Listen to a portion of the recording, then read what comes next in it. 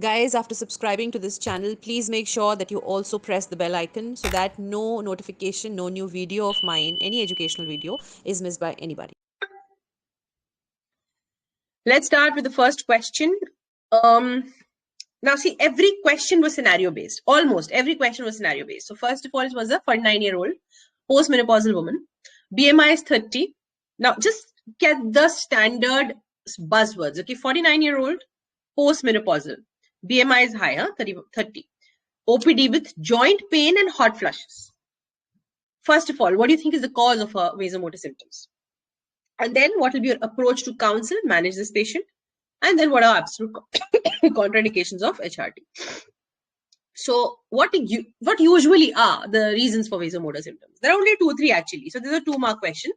One is definitely estrogen withdrawal, which is the first thing that strikes you when you're reading this question. Even when you are reading this question, this is the first thing that, so estrogen withdrawal is the primary cause.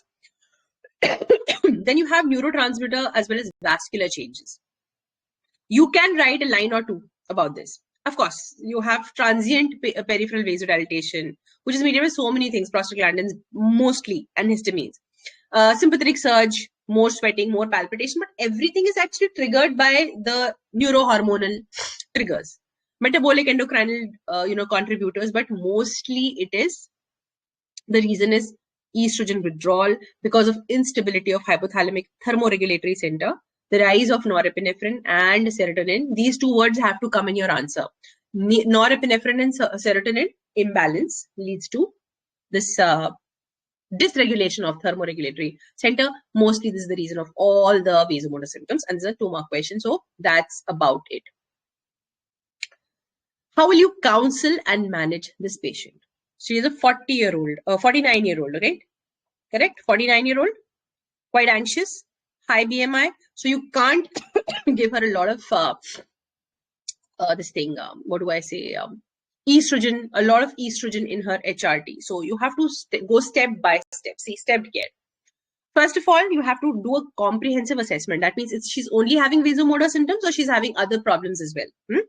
And screen the red flags. Very important. See, is she having abnormal bleeding? With a high BMI at 30 and the menopausal age around 50, you have to be very cautious about deciding what to give for her vasomotor symptoms alone. Whether going only for behavioral therapy, lifestyle management will do, CBT is required, or non-hormonal will do, or we have to supplement with HRT. In case we are supplementing with HRT, we need to know basic family history and her own history. So any history of abnormal bleeding, weight loss, any focal bone pain, or is it like a generalized bone pain, joint pain? What is it?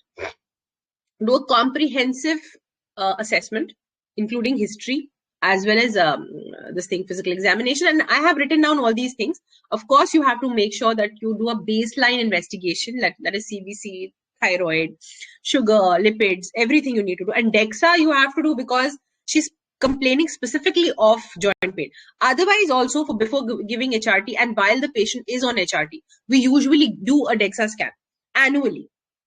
Okay, and we have to titrate accordingly, the HRT, and we might have to add or subtract or whatever the hormonal supplements along with the other supplements like bisphosphonates, calcium, vitamin D, and so on and so forth.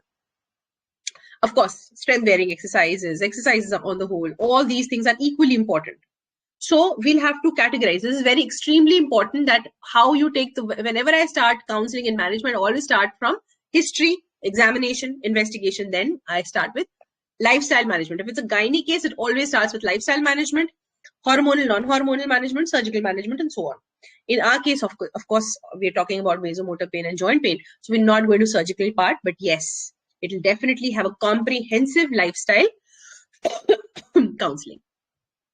So explain the physiology of menopause, reassure, ask her for maybe weight reduction, exercise.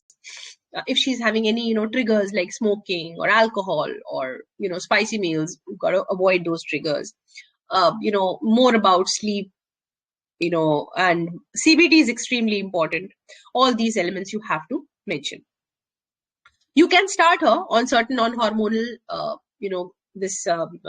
replacement therapy, which can help her because she's having She's having a high BMI.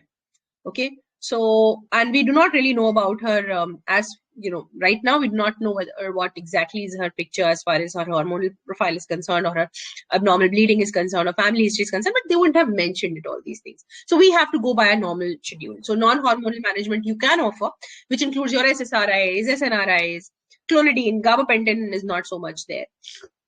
So you cannot. I mean, if you can remember, paroxetine is always 7.5 milligram mostly. Okay, venlafaxine is, you know, it's a big range. So it's 37.5 to 75. Just remember 50 milligram daily. So these things can be supplemented. You can give her SSRIs, you can give her SNRIs, you can give her clonidine as well. BD, OD, in these doses. But only when it is contraindicated. HRT is hardly contraindicated. For those students who attended my lectures, okay, when I was taking my detailed lectures, that is revision blades, when I was taking my lectures on menopause, HRT, I think even in the previous answer bank, I was very elaborate in telling you why HRT is not contraindicated, but CHCs are. Two reasons. One is because CHCs, they have the synthetic and very high potent estrogen. So it started with 50, remember, 50 microgram, then it went on to 35, and now we give 25 micrograms of ethyl estradiol. But when you go on to HRTs, you'll see that CEE, this OE, they have these estriols actually, which are not as potent as ethyl estradiol. They're actually the menopausal estrogens actually, which are highly less potent as compared to the ethyl estradiol that we speak about in reproductive age. Therefore, high doses can also be given. So 1 gram, 1 milligram, 2 milligram. Okay, we're talking about microgram in ethyl estradiol. We're talking about milligrams in all these HRTs. So high doses can easily be given, and usually this is the reason why, because the very low potency of the estrogens actually that we're using, we do not need to contraindicate HRT unless and until there are very specific reasons like undiagnosed, irregular, abnormal bleeding, or previous history of, or family history, or previous self-history of breast carcinoma, undiagnosed breast lump or breast mass. In these conditions, you do not give HRT, otherwise HRT can be given mostly. So SNRIs and SSRIs, you might not have to give. You can still manage with HRT. So finally, what comes is HRT. If it's moderate to severe symptoms and there are no contraindications, she's definitely less than 60 years, our patient, you can give her continuous combined because she has a uterus. You need to give her, but you have to be very sure of the endometrial lining, bleeding, the other LFT, KFT profile, and very important family history and her own self-history. Okay, so you can give her continuous combined equine estrogen. This is conjugated equine estrogen CEE and medroxyprogesterone acetate, or you can give best is for her transdermal estradiol, but that's a different modality completely. With micronized progesterone. Now, when you're giving transdermal, you can give a higher dose because finally what gets absorbed and finally what goes inside is bypassing the entire systemic circulation. So you can give her the high dose because absorption and then final bioavailability will be different. So this is almost our dose of the normal estradiol that we're using, but any day, this is far less potent than the ones which we are using in COCs. And of course, you have to keep monitoring her BP, weight, self-examination of breast, mammogram, very important. Keep reviewing her 3 to 6 months, then annually. Reevaluate her every 6 to 12 monthly. Make sure that you do her DEXA scan every year, annually. This is how you're going to manage her. Okay. Now comes the question, the absolute contraindication of systemic HRT, which I really wanted. This is again a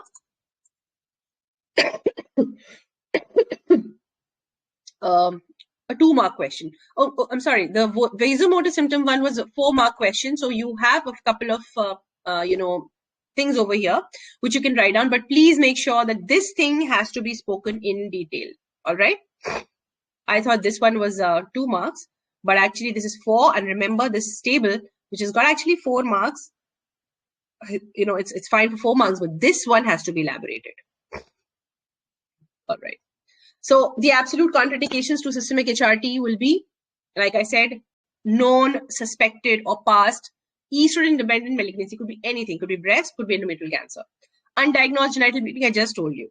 Any active history of active thromboembolism or history of venous thromboembolism. Active liver disease, known hypersensitivity, one of the HRT components, and active or recent thromboembolic event. Could be anything. Stroke, myocardial infarction, anything.